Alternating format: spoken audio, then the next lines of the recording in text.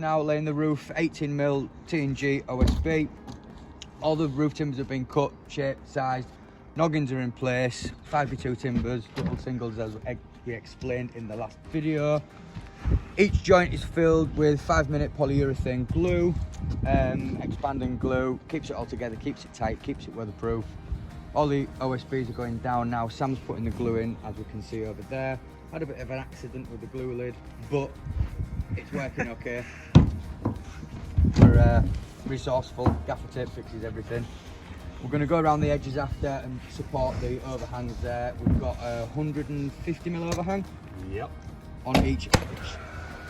Once they're done, we're going to follow around, soft fascia boards underneath, rubber on at the end of today, let that settle for a few days, and then get the roof on, and then we're all watertight, ready to go. Job done. Oh, I'll treat you all to a beer later. Especially this one.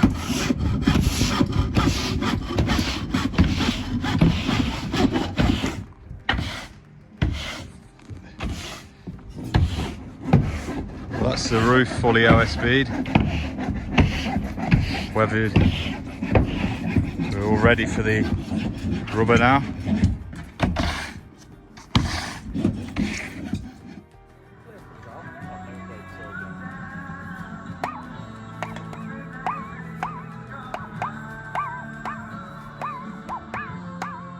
It's lovely and key, that.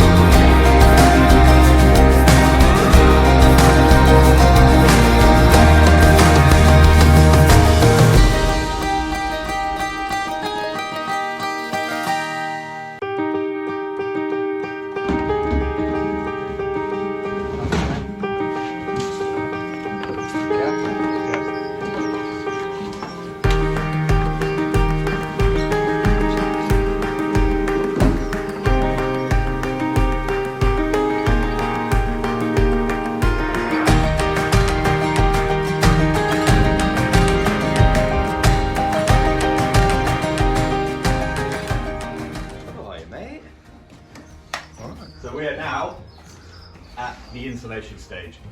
It's probably my least favourite part of the job. It's messy, it's horrible, but it needs to be done. So the way we do it, we're using 50mm Cellutex, Valleyfirm, Ecotherm, whatever it's called. So we measure the space between, keep it nice and tight. This one's 335mm. I'll just mark that off here. Just cut it with a hand saw.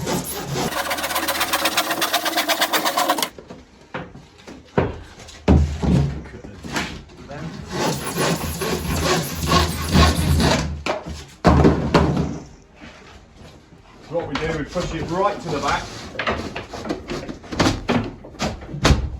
Get it in there nice and tight. So that's a nice secure fit, but if there is any other gaps, what we do as an extra precaution, we just go along and we foam the outside. And that blocks up any little gaps, keeps the room completely insulated with no air loss and, more importantly, no heat loss. So, as you can see, I've got quite a bit of this to do. It's going to keep us busy for the rest of the day.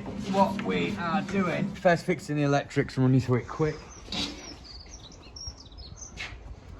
We're going to bring in, there's not a massive supply on this one, 4 socket outlets, 1 convector heater and some downlights. They're all LED downlights, next to no current demand. We're going to bring in an armoured from the garage, which is at the back of the house, down the garden, duct under, bring it into the back here so it's not visible from the front, any ducting or anything like that. The armoured will go in, adaptable box, gland it through, bring it up throughout the wall, and then come back round inside. We're going to mount a metal clad consumer unit in the top corner there. It is going to have RCD protection. It's going to be 30mm RCD protection. Other end of the board doesn't need RCD protection, which is fine. There's going to be 4 twin sockets in here, don't need any more. 9 downlights because of the spacing. All cabling is ran externally and then in. It's absolutely fine to do so. I know some other people do it this way too, and there's not a problem with it. We've got timbers on the front here, so it's protected. We've got timbers and plasterboard on the inside, so it's protected. RCD protection, absolutely fine, not a problem. We have run 1 cable, oh well, 3 cables internally, which is a feed into the lights and part of the radial circuit, only because it was going to be a pig to bring round and through. It's ran within permitted zones, 150mm within each corner, horizontals and verticals to each switch and accessory point. Absolutely fine. 9 downlights, equidistant all the way around. They're going a little bit further away from the door, and they're going to be set back a little bit. 1, because the noggins are in the way and they're equidistant because Sam was faster than me. And 2, you've got the natural daylight coming in anyway, so it doesn't need it. Switched lights, up down light at the front on a timer control enclosure is going to be mounted at the back of the consumer unit. PVC socket accessories because it's easier and it's more for the aesthetic of the building. And that's it, easy peasy, job done.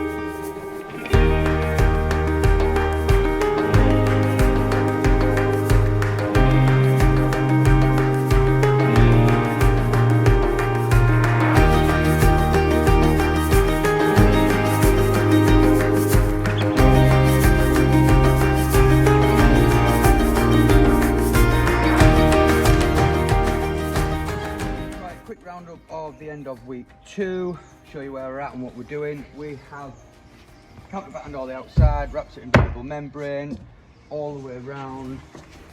Probably see it in another video as we're going through, but I'll talk you through it anyway. Windows have gone in, sealed, done, finished. We've just got the trickle vents to put inside and outside, but that's finishing touches. We've got the roof on, roof's finished, OSB glued, getting ready to go down. We've had a bit of a cock up with deliveries on fascias and soffits, so that's the reason that's not gone on yet, but not a problem, we'll get round it. Round the back we have got one of them on, which did get delivered, which has enabled us to feather edge all the way down the back. So all this side is done, finished, ready to go. We are going to run a pea gravel line all the way down the edge just to finish that off, and a bit of drainage down this side, that side. Yeah, one of the sides. This side's counterbattened, ready to go. Walk you back round into the room.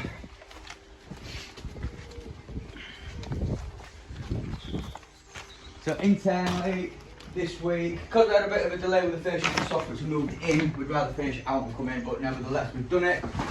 All the insulation's in, expander foam filling the joints. We've put vapor seal behind all the plaster boards, which you can see it hanging down there, which needs trimming off. Roof's done, this wall's done. We first fixed the electrics ready to go, bringing them through, put the noggins in for a couple of switches and sockets where we need to. Boards going up there, socket, high level socket there, 9 downlights in here. Seed has arrived, which will be going on next week. Beautiful bit of wood, tongue and groove. Pin the tongue into the groove, nice little hidden seal. And that's it, that'll be a finish all the way across. And it smells better than it looks. And it looks bloody gorgeous. I love it. A bit of fluff to go in that wall. Once we've done that, we'll be skimming. Once we're skimming, we'll be getting the door on. End of next week, we should be all done. And I think that's about it. All good to go.